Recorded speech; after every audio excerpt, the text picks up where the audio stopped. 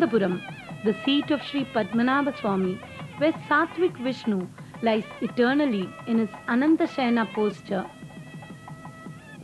Capital city of the state of Kerala, in the southernmost part of India.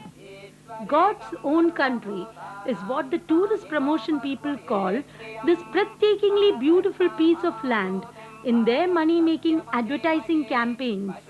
And yes, there are very many gods and goddesses worshipped in this part of the world still by ordinary devout Hindus who still form the vast majority of the population here besides Christians and Muslims.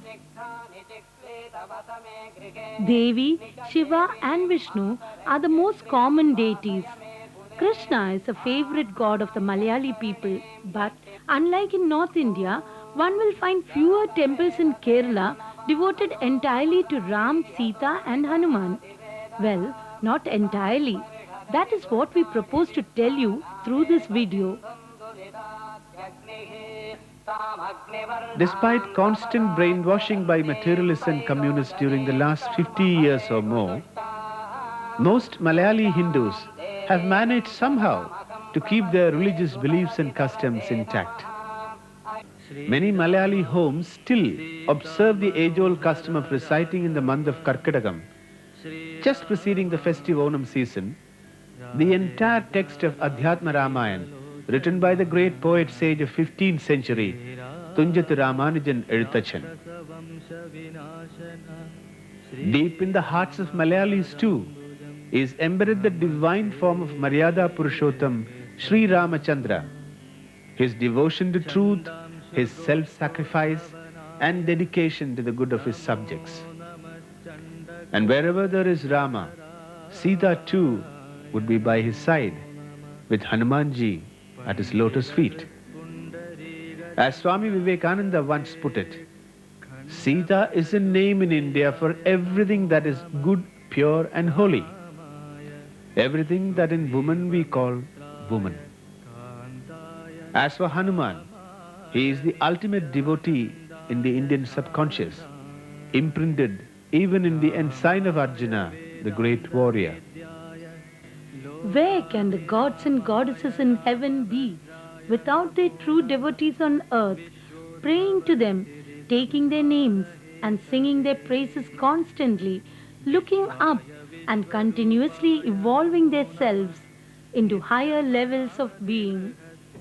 To quote Swami Vivekananda once again, one who has cleansed both the inner and outer self is alone capable of bhakti.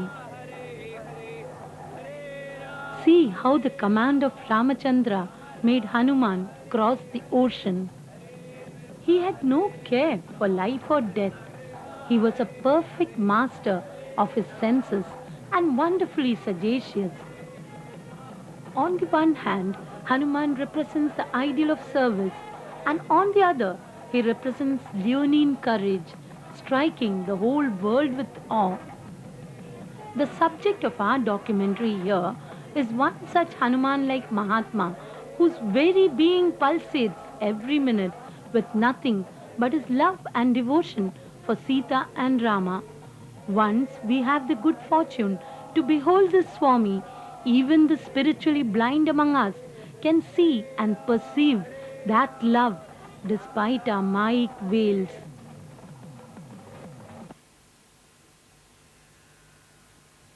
It was nearly 20 years ago that I visited this ashram at Chengotukonam, a distant suburb of Thiruvananthapuram city, for the first time. This whole place, this big glass-covered eternal lamp and these idols I saw then look just the same even today. Perhaps due to my own eyes having opened up somewhat with the passage of time, they now seem more lustrous and radiant than when I saw them for the first time 20 years ago. I wasn't as much an Indian as I feel I am today, and wasn't particularly a believer in anything at all, let alone gods, goddesses and swamis. Having been raised in the Nehruvian materialist mindset of the post-independent times, and having been systematically brainwashed at schools and colleges by alienating foreign ideologies that poo-pooed all Hindu anushtanas and rituals as superstition. Our so-called modern generation had nothing to fall back upon except the chaos and anarchy within us. Rebelling without causes and having been reduced to a psychic weakling, I was then literally on the verge of a breakdown. Swamiji looked at me from behind his large desk and with a beaming face full of grace, beckoned me closer. Gently but firmly he placed his hands on my forehead, and I felt for a moment as if an electric charge had suddenly bolted through my soul without prior warning. Swamiji then took out some vibhuti, closed his eyes for a while, prayed and applied some of the holy ash on my forehead. A pinch of it he put into my mouth and neatly folded the rest in a piece of paper and asked me to keep it. Everything would be all right, said His Holiness Puja Jagadguru Swami Sathyananda Saraswati Maharaj. And indeed, everything became all right for me from then on. Jai Sitaram. His Holiness Swami Sathyananda Saraswati was born on the 25th of September 1935 in a village named Andurkonam, just a few kilometers from where the Sri Ramadasa Mission ashram is situated today. Swamiji's parents were pious Hindus and noticed an inborn spiritual disposition in their son Shekaran since early childhood. It was at the age of 5 that young Shekaran was first taken into the august presence of Param Guru Sri Nilakanda Gurupadar. A spiritual Swayambhu and an absolute recluse, Sri Nilakanda Gurupadar, unknown to the rest of the world, was then recreating one of the most pristine aspects of India's spiritual heritage, enlightenment and realization through Upasana of Rama. After having practiced constant meditation and severe penance at the 1,200-year-old Madavupara Cave Temple and the Subramanya Temple at Veli Hills, he had moved into the 14-cent plot at Chengotugonam in 1920 and established his hermitage there. Through the continuous recitation of Ramayana and Ramopasana, Gurupadar had already attained the state of Atma Rama, or oneness with the cosmic self, quite akin to Sri Ramadasa, Hanuman.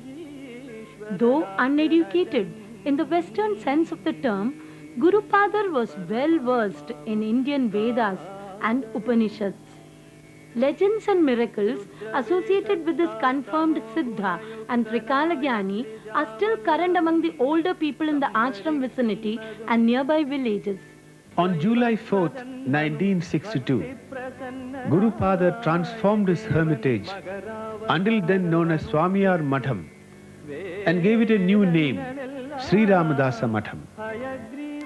Installing the idols of Sri Rama, Sita and Anjaneya there, Gurupadar instituted a regular system of worship at his Matham through daily uninterrupted recital of Ramayana, Aradhana, singing of bhajans, Sri Rama Navami celebrations, and conducting Sri Rama Pattabhishekam in the Atma Rama state.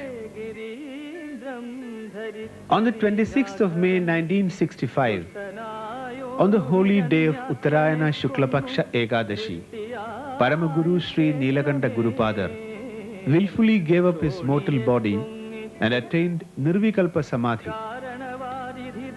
Swami Sathyananda Saraswati was then just 30 years of age. Around the time of his graduating in economics and education from the Mahatma Gandhi College, Thiruvananthapuram, Shekaran's mind was slowly detaching itself from the transactional world around and turning Godward.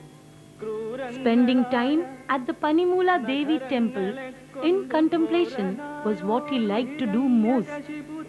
One day he met there a mendicant from far who invited him to a life of renunciation at the Himalayas. Struggling hard to overcome and conquer the attachment he felt for his mother, the only stumbling block in his emotional world, Shekaran spent 2 grueling weeks of indecision and inner conflict, contemplating on whether to be or not to be a sannyasin. Resolving in favor of renunciation, Shekaran decided to reach the address that the mendicant had left with him, Krishna Vasishtalaya Guha, Rishikesh.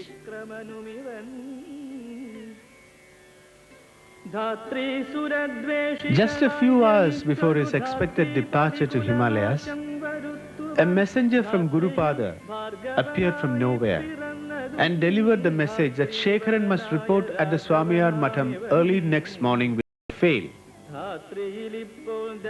Shekaran spent one more sleepless night and after his daily morning pujas, walked alone to Gurupada's hermitage. Paramaguru was sitting on the threshold of the shrine. Looking with kindness into the gleaming eyes of Shekaran, the master spoke with a smile. What is here is also there, nothing more. The existent is neither here nor there. The disciple's mind was clear of all doubts then and there.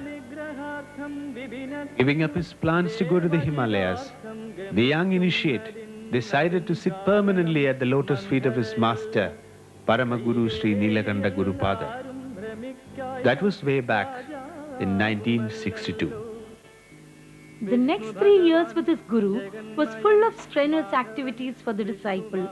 The young Swami was teaching at a nearby school as well as trying to clear the debts of the ashram accrued over the years. In 1965, Gurupada decided to give up his body and enter Mahasamadhi. 9 days before the event, the Guru asked his disciple to remove his bed to the back of the sanctum sanctorum of the temple. He then assumed a yogic posture and remained in it continuously for 48 hours. Coming out of it, he pressed his chest and burst it open, wherein the young disciple Swami Sathyananda Saraswathiji, standing by, witnessed the unique scene of Sri Rama Pattabhisheka in all its glory. All was over by 2:30 p.m. that day. The disciple felt a whirlwind passing from underneath his navel and heard the utterance from above, "We go nowhere. Fulfill your duty." Swamiji was anointed the Mathadipati of the ashram in 1965 at the age of 30. His Holiness spent the next 14 years in the ashram in extreme penance, enforcing upon himself a life of strict self-discipline and engaging himself in activities of selfless service. Swamiji laid a strong foundation for the ashram and carried forward the unique spiritual lineage of his master, Sri Nilakanda Gurupadar. Hundreds of devotees from far and wide, having heard of his spiritual powers, visited the ashram daily to receive his love and resolve their sufferings and problems. The first item in Pujya Swamiji's priority list has always been the rejuvenation of Sanatana Dharma and the reunification of the fragmented Hindu society around him. He started the Sri Ramadasa mission in 1970, especially with the aim of fulfilling these twin goals: awakening the lost religious-spiritual culture among the Hindus and restoring the essence and luster of their eternal tradition, now unknown even to them. Swamiji's mission has renovated and restored hundreds of Hindu temples fallen into neglect and disrepair over the years. He has also been in the forefront in the righteous battle against unethical religious conversions of poor Hindus by alien religious groups with vested interests. Whenever or wherever the Hindu faith is falsified, transgressed or ridiculed in any manner by irreligious anti-Hindu groups or pseudo-secular propagandists, Swami Sathyananda Saraswati is the first to jump into the fray, take charge of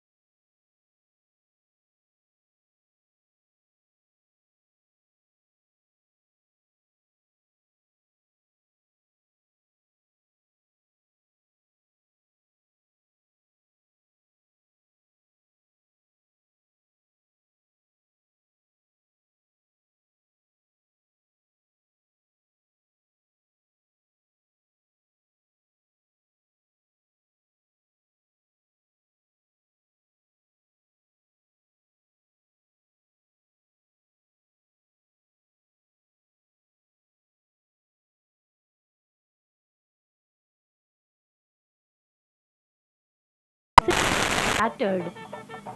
To reconstruct, and redeem this lost lifestyle, Swamiji believes that Hindus should unite the world over, cutting across their caste, community, and ethnic barriers. Family being the basic unit of Indian life, it must be our primary concern to revive it as best as we can without compromising the basic values of Sanatana Dharma. For the successful working of such a large universal Hindu social order, Swamiji's special prescription is the simultaneous creation also of a workable Hindu financial order. It is in this context that Swamiji often talks about the establishment of a World Hindu Bank. At the moment, Hindu society is in a state of flux without an epicenter, as it were. Swamiji feels that the concept of secularism enshrined in our constitution with noble intentions by the founding fathers is now being continuously used by present rulers to weaken Hindu society in general and to appease religious minorities in particular. Swamiji's special practical suggestion in this regard is the setting up of samitis, mandals and sanstha's right from the micro level of individual Hindu families. The Hindu economic order envisaged in Swamiji's radical vision consists of 20 Hindu families grouped together as one Kutumba Samiti. 5 Kutumba Samitis or 100 such families grouped together as one Kshetra Samiti. 5 Kshetra Samitis forming one Kshetra Vahini. 5 Kshetra Vahinis forming one Kshetra Sagar. 5 Kshetra Sagars merging into one Mandal, and 5 such Mandals from various parts of the world becoming one Hindu Sanstha consisting of nearly 62,500 families at the macro level. The latest vision that His Holiness Swami Sathyananda Saraswati is trying hard to realize is the establishment of an exclusive Hindu daily newspaper, Punya Bhumi, which he believes would give voice to a billion-strong Hindu religion now in a state of global renaissance. The customary Lakshmi Puja held towards the end of Ramanavami celebrations at Puttarikandam Maidan every year is a living proof of such renaissance that Swamiji has always been talking about. Extensive preparations are made under Swamiji's personal supervision for thousands of men and women to come together for the evening puja held to propitiate Lalita, the universal mother and giver of all prosperity and wealth. Each devotee, sitting in contemplation near the light of a small lamp, chants in chorus the 1,000 names of the Divine Mother, one by one. Flowers and other offerings made as part of the sankalpa of each devotee is later taken home by him or her as prasadam. The final day of the Ram Navami celebrations has almost arrived. Before the holy idols of Ram and Sita are carried away, Swamiji insists that the entire route along which the Rath carrying the idols travel be scavenged. Having distributed brooms and cleaning implements to devotees around, Swamiji picks up a broomstick for himself and joins the Clean City campaign. From morning till evening that day, Swami Sathyananda Saraswati can be seen scavenging the streets of Thiruvananthapuram. Late in the evening, after the city parikrama, the procession now moves to the Sri Padmanabha Swami temple pond, where, amidst incessant chanting of Ram Nam by devotees all around, Swamiji takes dips with the idols in the pond and later worships them at the temple cart with flower offerings and so on. Later, the procession once again returns to the Sammelan venue. After the festival flag is ceremoniously brought down, the devotees sit down to enjoy a sumptuous feast.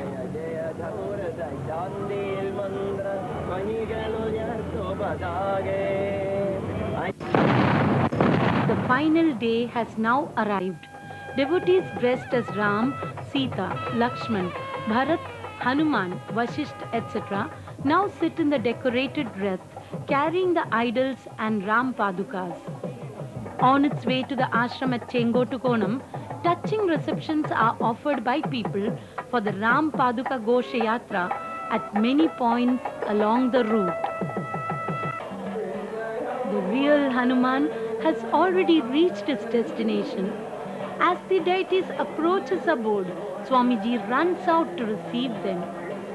The entire atmosphere is electrified with utmost devotion.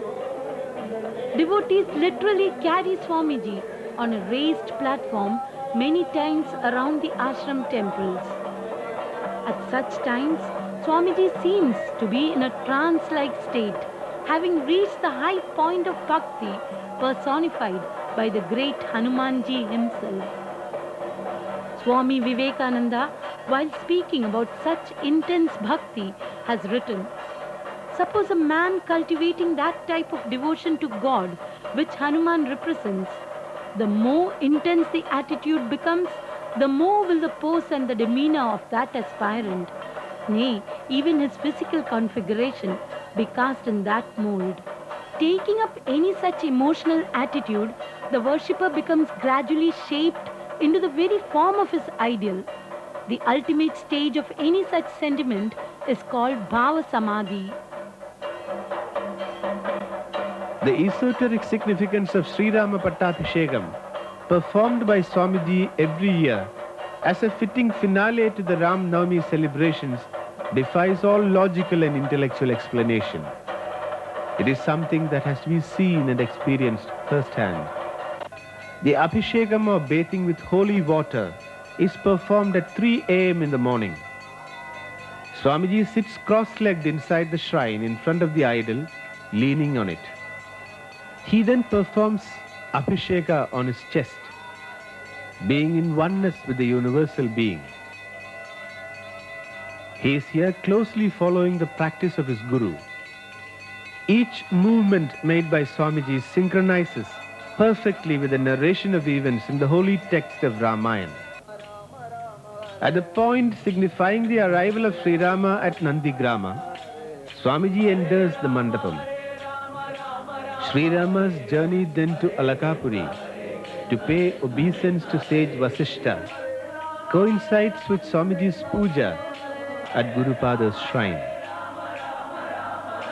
Just as sage Vasishtha asked Sri Ram to be seated, Swamiji too takes his seat before the picture of his Guru. Emerging from the shrine with a graceful smile on his face, Swamiji listens to the requests made by the relatives and others to Lord Rama to protect Ayodhya. Arriving at the shrine of Sri Rama, Swamiji performs Atma Pradakshina. As he sits on the steps, the mudras and gestures of Swamiji reveal the sequence of events being recited. At the point of coronation, Swamiji sits cross-legged on the ankle of his folded legs.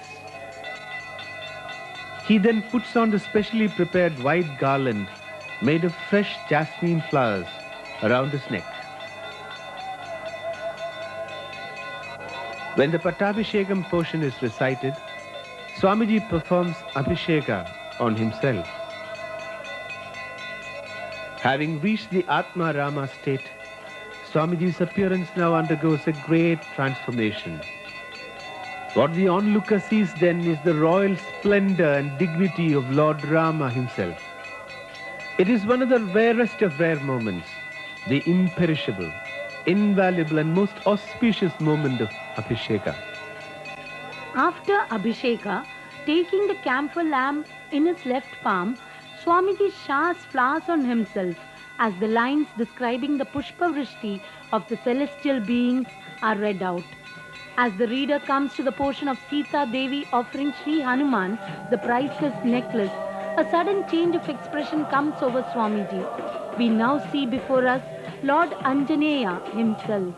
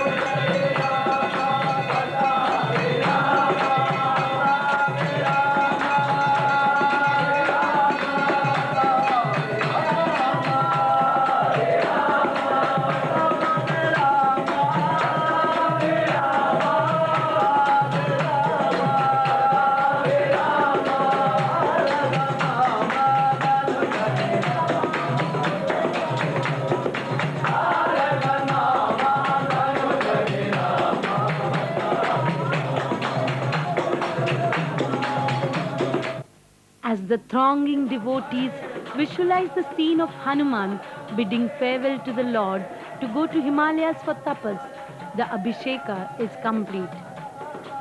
With Karpura Deepam in the left hand, Swamiji then goes to every devotee standing around and puts vibhuti on every forehead.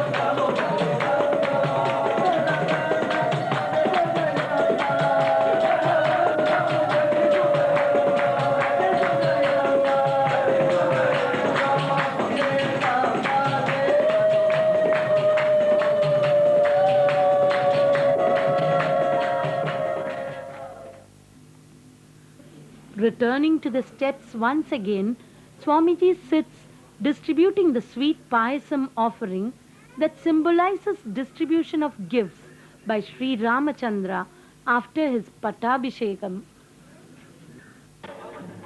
In these troubled times that we live in, the main malignancy underlying the human condition seems to be the disharmony and distance between one's thoughts and deeds. All good religions basically teach us ways and means to get rid of this schism in our being. It is what is good for the soul that the heart, mind and intellect must think at all times. And what thoughts emanate through such dharmic sadhana from the soul must at once be translated into good actions by our hands, legs and speech. Hey Ram is not a mantra to be uttered only at the time of one's death. As Mahatma Gandhi has himself put it, Ramanama is a matter of the heart, where speech and the mind are not in harmony with each other. Mere speech is falsehood, no more than pretense or play of words. Hanuman broke open the beads of the necklace, which Sita gave him as a gift, wanting to see whether they were inscribed with Rama's name. Some courtiers who thought themselves wise asked him why he showed disrespect to Sita's necklace. Hanuman's reply was that if the beads were not inscribed with Rama's name inside, then every necklace given to him by Sita was a burden to him. The wise courtiers thereupon smilingly asked him if Rama's name was inscribed in his heart. Hanuman drew out his knife and cutting open his chest said, "Now look inside. Tell me if you see anything else there except Rama's name." The courtiers felt ashamed. Flowers rained on Hanuman from the sky, and from that day Hanuman's name is always invoked when Rama's story is recited. Well, here is one such Hanuman living right among us, and if we do not recognize him still, the problem is entirely ours. Jai Sitaram.